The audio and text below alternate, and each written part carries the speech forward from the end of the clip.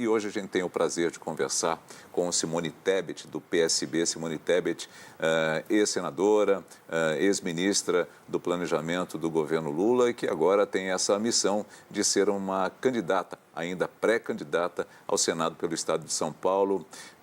Nós vamos tratá-la como pré-candidata, combinado, Simone Tebet? Muito obrigado por aceitar nosso convite. Boa tarde, Nelson. Boa tarde, Patrícia. Boa tarde a todos que estão nos acompanhando nessa tarde pela Band News. Pode me chamar pelo nome mesmo, por favor. Fique à vontade. Pré-candidata, vamos lá então. A senhora já tem uma experiência como senadora pelo Mato Grosso do Sul, que é o seu estado de origem, né? A senhora nasceu no estado, né? Tudo bem que a senhora tem algumas ligações com São Paulo e uma das grandes questões é exatamente essa, né? Como uma pessoa de outro estado vem para o estado de São Paulo, no caso, para tentar aqui politicamente sair vitoriosa. É uma prática comum? Isso, de certa forma, não traz algum tipo de constrangimento para o eleitor na hora do voto? De forma alguma, Nelson. Bom, primeiro dizer que o eleitor é soberano nas urnas e ele que vai dar a resposta final em outubro. Nós já tivemos experiências outras aqui, a exemplo do atual governador do estado, que veio do Rio de Janeiro, inclusive de última hora. Democracia, quanto mais opções para o eleitor, melhor. Eu tenho uma história com São Paulo que não é de agora. Além de ter nascido aqui na divisa, literalmente, que me divide é uma ponte, é um rio.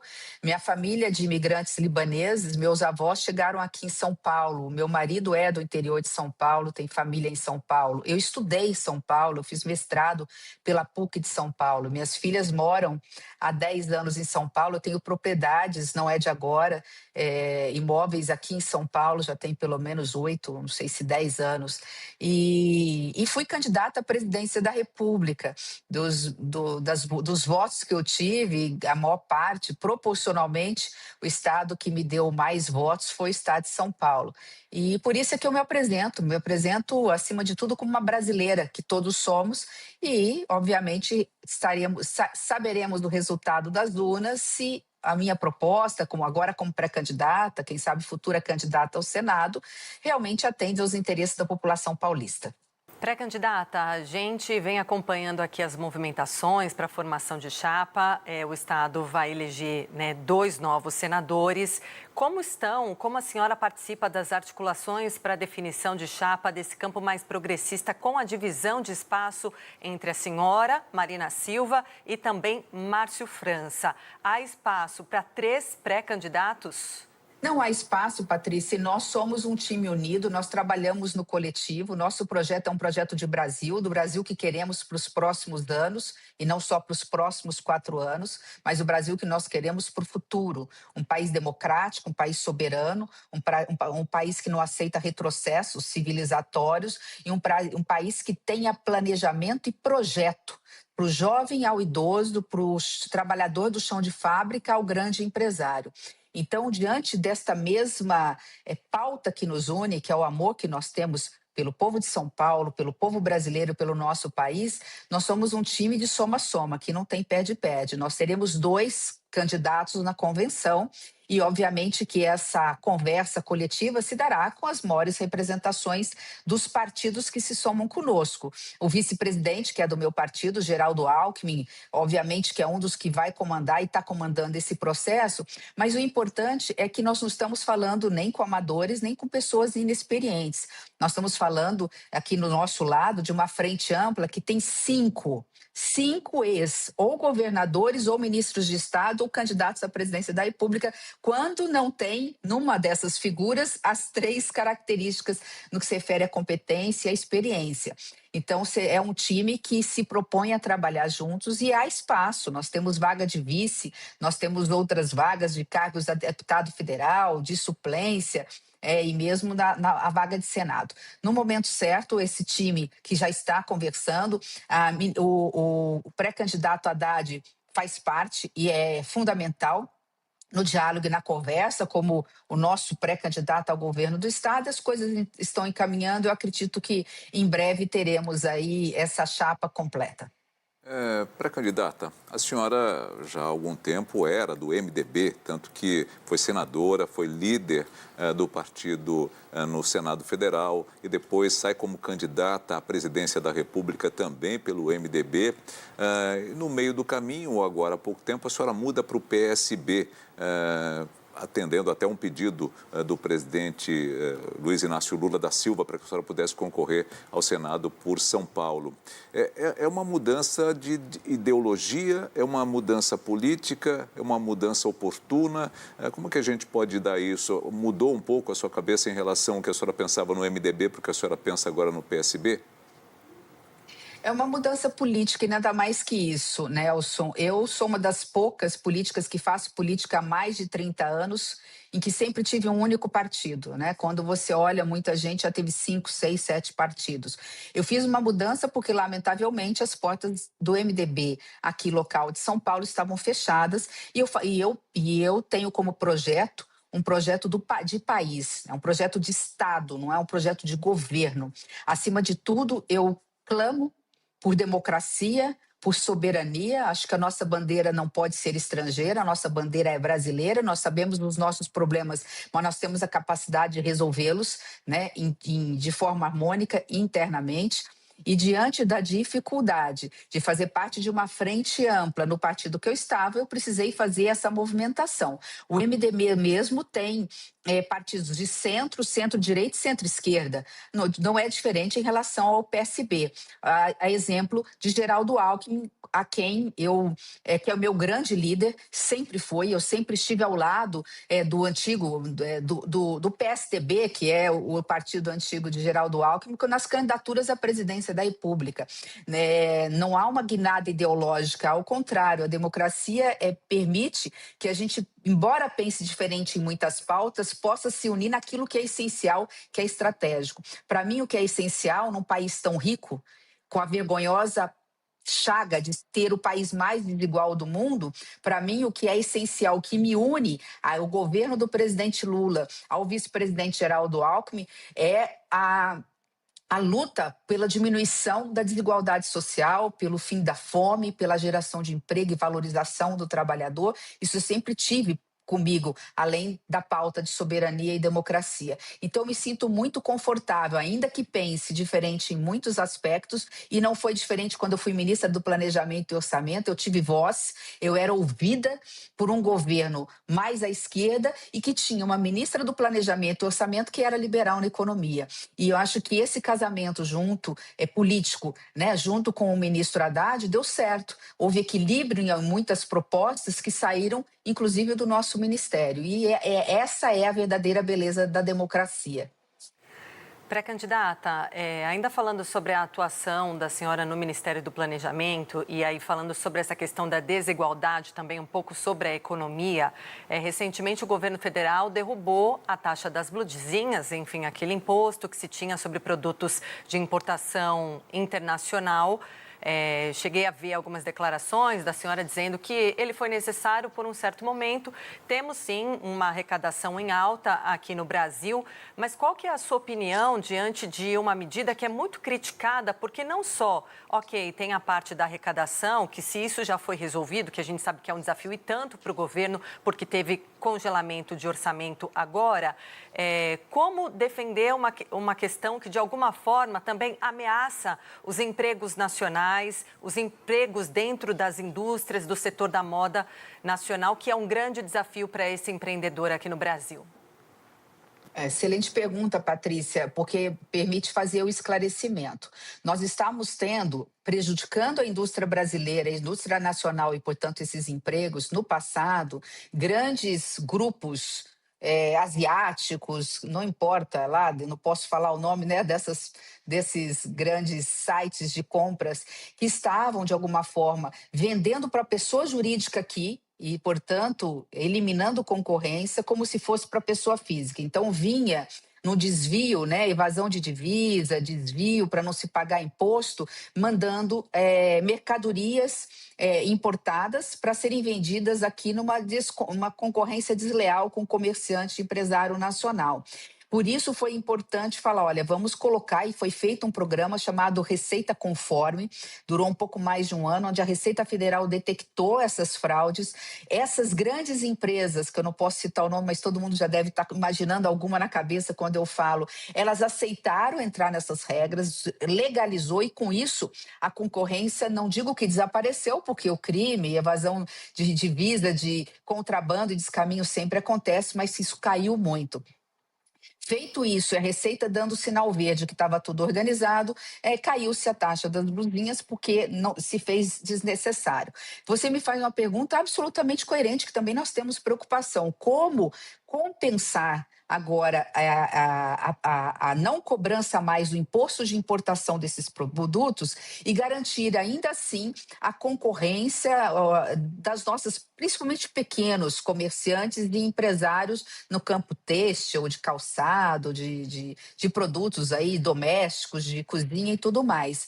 Lembrando primeiro que essas empresas continuarão pagando o ICMS como as empresas nacionais, né? E segundo, que agora começa já em janeiro do ano que vem, os efeitos da reforma tributária positivos, que é a chamada reforma da indústria, que vai impactar positivamente, desburocratizando e unificando impostos, portanto, diminuindo a carga tributária do setor empresarial. Se isso não for suficiente, e agora esses próximos meses nós estamos antenados com isso, aí a gente dá o exemplo claro da importância do papel do Estado brasileiro, que tem instrumentos e ferramentas para, não digo proteger a indústria nacional, eu não gosto desse termo, mas para garantir à indústria nacional competitividade com os produtos ou indústrias estrangeiras. E esse equilíbrio está dentro já da lei, pode ser acionado alguns dele mesmo sem lei, não precisa muitas vezes nem de Congresso Nacional. Então, estou muito tranquila em relação a isso, de que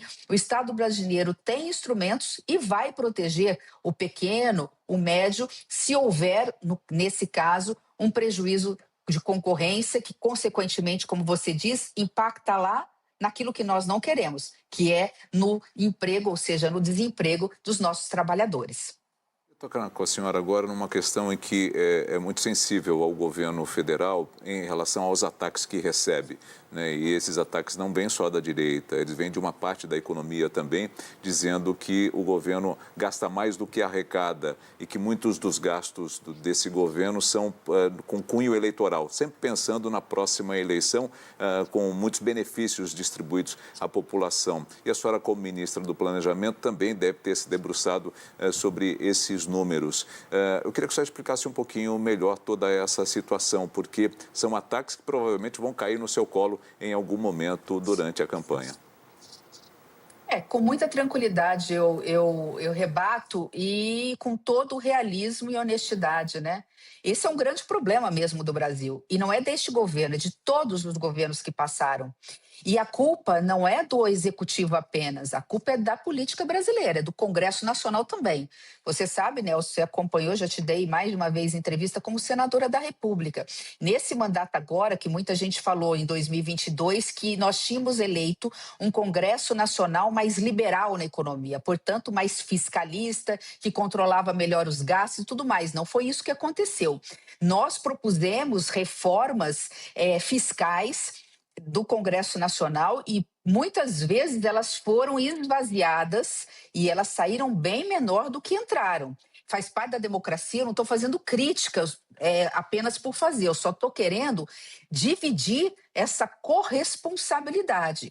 Nós tivemos quantas vezes tentativa de diminuir os gastos tributários, o Brasil renuncia da sua receita, que falta lá no posto de saúde depois, que falta lá para a gente garantir segurança pública, construir casas populares, a gente renuncia a algo em torno de 600 bilhões, não são milhões, são bilhões por ano. E toda vez que a gente tenta levar para o Congresso ou discutir, inclusive fizemos uma lei dizendo que vai ter que diminuir um percentual por ano, isso fica estacionado por conta de lobbies. Não estou dizendo, não estou contra, muitos lobbies que são legítimos, mas fica parado e a gente não consegue. Depois que dá um benefício tributário para alguns setores ou mesmo empresas, a gente não consegue depois, mesmo quando esses benefícios não se justificam mais, tirá-los. E a gente tem muita dificuldade em relação a isso. Outro assunto, rapidamente, quando você comentou, né? E eu sempre digo isso. Eu digo neste governo e disse no governo passado, o problema maior do Brasil não é gastar muito. O problema maior do Brasil é gastar mal. Porque quando você gasta muito, mas você investe em educação, em saúde pública de qualidade, você tem o retorno lá na frente. Você tem o retorno do trabalhador, que tem ganho de produtividade, ele rende, ele ganha melhor salário, ele torna a empresa onde ele trabalha competitiva e o Brasil cresce com isso. Né? Mas diante do cenário onde você gasta de forma ineficiente, é muito mais grave do que gastar muito. Então, o Brasil tem, lamentavelmente, a gente procurou nesses 3 anos, a gente avançou um pouco nesses 3 anos, mas a gente precisa de uma parceria. E o parceiro certo é o Congresso Nacional. E sobre gastos, ministra, a gente sabe que boa parte desses gastos do governo está ligado à liberação de verbas para as emendas parlamentares. Assunto que volta a ser discutido, inclusive com decisões do Supremo. O ministro Flávio Dino, a todo momento, tem trazendo decisões nesse sentido, de bloquear alguns valores. Como que a senhora deve defender esse assunto? A senhora que disse que já sofreu pressão lá atrás, em 2021, na época, sobre as emendas de relator que se tratavam do orçamento secreto, a partir, então, se eleita no Senado. Patrícia, você complementou a minha resposta anterior melhor do que eu, a pergunta do Nelson. O exemplo, né, do quanto a gente precisa do Congresso Nacional. As emendas parlamentares, na minha época, que eu era senadora, eram 5, 6 vezes menor do que é hoje. E quem é que aumentou as emendas parlamentares? Eu preparava a LOA, a Lei Orçamentária, e a LDO. Era a responsabilidade do meu ministério. Ia para o Congresso Nacional, para a Comissão de Assuntos Econômicos, a Comissão Mista do Orçamento. Uma das primeiras coisas que alguns parlamentares faziam era aumentar o percentual, o direito de emenda individual, de emenda de bancada, de emenda de comissão. E hoje nós temos, e mesmo quando o presidente Lula vetava, dizendo não é possível esse aumento, ou tentava negociar, eles falavam, então eu não vou aprovar o orçamento brasileiro. Então, para você ver o quanto é importante votar em bons parlamentares, seja no Senado, seja na Câmara. Se você tem, que está me ouvindo, essa preocupação com o orçamento brasileiro, com o combate à corrupção, aos penduricários, aos privilégios, é muito importante não só escolher o seu presidente da República, o seu governador de estado, mas o seu deputado federal e o seu senador. Patrícia comentou aqui, Patrícia, que essa não é uma discussão minha que eu faço desde agora. Eu fui a primeira mulher candidata à presidência do Senado, sabendo que ia perder a eleição, porque eu queria denunciar o orçamento secreto daquela época. Do universo de 81 senadores, 21 votaram comigo, ou seja, 21 não pegavam o orçamento secreto, né? E alguns outros não votaram porque não gostavam. Não estou dizendo que os outros faziam coisas erradas. O que eu estou dizendo é que nós temos uma parcela do Congresso Nacional que sabe que de todo o recurso que sobra do orçamento brasileiro para se fazer políticas sociais, políticas públicas, fomentar o desenvolvimento do Brasil, hoje o que nós temos sobrando discricionário, livre, fora as despesas obrigatórias, não chega a 200 bilhões. Bem menos que isso hoje. Se a gente pensar que desse valor, 1/3 já está na mão do Congresso Nacional, que sem planejamento, sem conhecer a realidade global do país, porque conhece só o seu do município ou o seu estado, esse dinheiro é pulverizado, é um exemplo do gasto que não é só muito, é ineficiente, é o gasto mal feito. E diga-se de passagem, o Dino, que você comentou, o ministro Dino, está em cima por quê? Porque antes o que era dedicado metade para emendas para a educação, 25%, 20%, um pouco mais para a saúde, hoje ele é colocado, inclusive, para pagar shows, bandas, duplas, e nós estamos falando que não é um show de 20, 30, 40 mil reais, nós estamos falando de show de 1 milhão, 2 milhões de reais. Não é possível que não tenha cheiro de corrupção aí, de retorno de recurso, dou para o prefeito, dou lá para o show, e ele devolve essa parcela para o bolso de alguém. Então, esse tipo de situação está matando o Brasil, está matando o desenvolvimento do Brasil e está deixando de colocar dinheiro de forma eficiente onde a gente mais precisa. Esse é um problema grave, né? Porque a senhora pode ser uma andorinha, mas uma sozinha não vai fazer verão, né?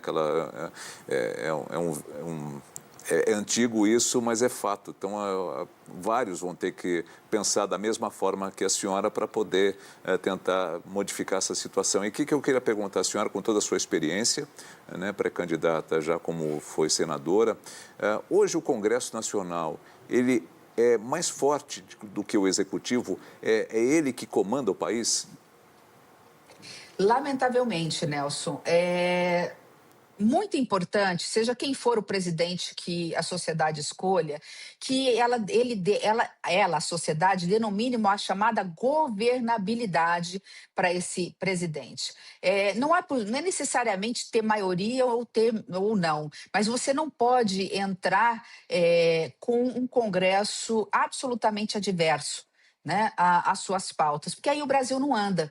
Então, diante desse cenário, o que a gente viu ultimamente, primeiro, o Congresso Nacional sequestrando o instrumento mais poderoso que nós temos para diminuir a desigualdade, combater a miséria, fazer investimentos em obras de infraestrutura pelo Brasil inteiro, que é o que mais gera emprego e renda, né? Estimular e ser indutor do desenvolvimento para o setor de serviços, de comércio, de turismo, de indústria, da agroindústria e daí por diante. Então, nós temos um Congresso que sequestrou o orçamento, que coloca pautas sectárias, por meio de bancadas muito específicas, que discutem, e muitas vezes, retrocessos, e que, se você perguntar para as famílias brasileiras, se você entrar na casa de cada brasileiro ou casa brasileira, eles vão dizer, não é isso que eu quero para a minha vida. Eu não quero um Congresso que discuta colocar arma nas mãos das pessoas, que, no fundo, vai parar na mão de milicianos, de bandido, e matar os nossos filhos, né? Eles não querem pauta que discuta pautas reacionárias ligadas à misoginia, à violência, a discurso de ódio. Eles querem um projeto de país, né? Como fazer para garantir que essa potência chamada Brasil efetivamente se apresente de forma soberana no cenário internacional e, com isso, traga toda a riqueza que pode trazer para o seu povo. Não é isso que nós temos visto desde o momento que nós elegemos o ex-presidente, né, em 2018 para 19, e aí começou essa divisão do país baseado na falta de diálogo na política e num discurso de ódio que não leva a lugar nenhum. Eu tenho muito orgulho de ser uma pessoa de centro. Isso é uma coisa que eu tenho orgulho, é de falar o seguinte, eu consigo dialogar e dialogo com a esquerda, com o centro, com a direita. Eu tenho dificuldade com a extrema-direita, porque muitas vezes não consegue nem entender o que eu estou falando, mas mesmo assim eu tento, porque a política requer diálogo.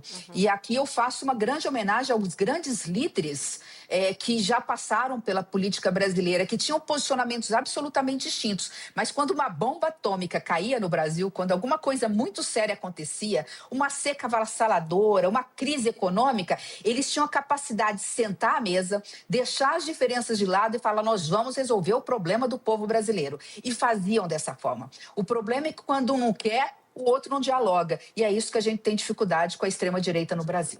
Senadora, para a gente finalizar aqui, tem um assunto em pauta nessa semana, que é o fim da escala 6x1, uma proposta muito defendida pelo presidente Lula para melhorar a condição de vida do trabalhador, mas por muitos vista como uma proposta eleitoreira, nesse momento aí prestes às eleições e, claro, de grande apoio popular, porém com danos significativos à economia, ao setor produtivo, que alega que seria uma medida que pode trazer muito desemprego, a dados do aumento de desemprego e, no futuro, até a piora da oferta de empregos com menores salários para futuras vagas. Qual que é a sua posição sobre esse ponto, entendendo que a senhora, como centro, nem tudo também precisa concordar com o que vem da esquerda, né?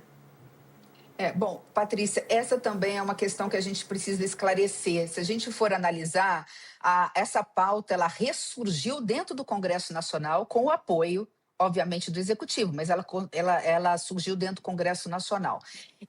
Tive o cuidado que meu ministério tinha, né, e tem ali um grande instituto que é o IPEA, todo mundo conhece, que é um instituto que faz pesquisas com pessoas que não têm ideologia, com pessoas absolutamente gabaritadas e competentes. Eu pedi esse estudo, e esse estudo mostra que o setor do agronegócio, por exemplo, tem impacto de 1% no faturamento. Porque a maioria hoje da mão de obra está mecanizada. O setor da indústria, inclusive lembrando da reforma tributária, tem impacto mínimo. Quem realmente tem um impacto maior é o setor de serviços e o micro e pequeno empreendedor. E aí entra o papel do Estado como indutor do desenvolvimento. O Estado tem instrumentos para não dar um cavalo de pau e para proteger com meio que podem ser diversos, né? Seja nessa transição, seja em forma de subsídio, a esse micro, pequeno empresário, comerciante, que tem 2 empregados, 8 empregados, 10 empregados. O grande, eu posso colocar esse estudo à disposição de vocês. Eu fiz questão de fazer, preocupada que estava, e pode dizer o seguinte: o Brasil não vai quebrar, nem a classe política vai dar um cavalo de pau, né? E se houvesse alguma chance de setores da economia quebrarem ou terem dificuldade em competitividade com o fim da escala 5x2, ela não aconteceria, até porque o Congresso Nacional é plural, tem várias posições ideológicas e representam vários setores. Né? Eu mesmo fui da frente parlamentar do agronegócio, da frente da micro e pequena empresa, eu era da frente parlamentar da micro e pequena empresa, enfim. E a gente sabe como é que trabalha o Congresso Nacional com muito diálogo. A escala 5x2 ela é necessária, sem redução de salário. Isso é uma realidade do mundo e que a gente tem que se adaptar. Paralelo a isso, o setor produtivo já está tendo um ganho de produtividade e de receita e de lucro com a mecanização no passado e agora com a inteligência artificial e com o meio digital. E o Estado tem que estar preparado para proteger qualquer setor que, porventura, e está preparado, tenha qualquer tipo de prejuízo. Pré-candidata Simone Tebet, pré-candidata ao Senado por São Paulo, muito obrigado. Eu que agradeço, uma boa tarde a todos. Boa sorte, a senhora. E assim a gente encerra o Meio do Dia de hoje. Amanhã tem mais a partir do... meio-dia.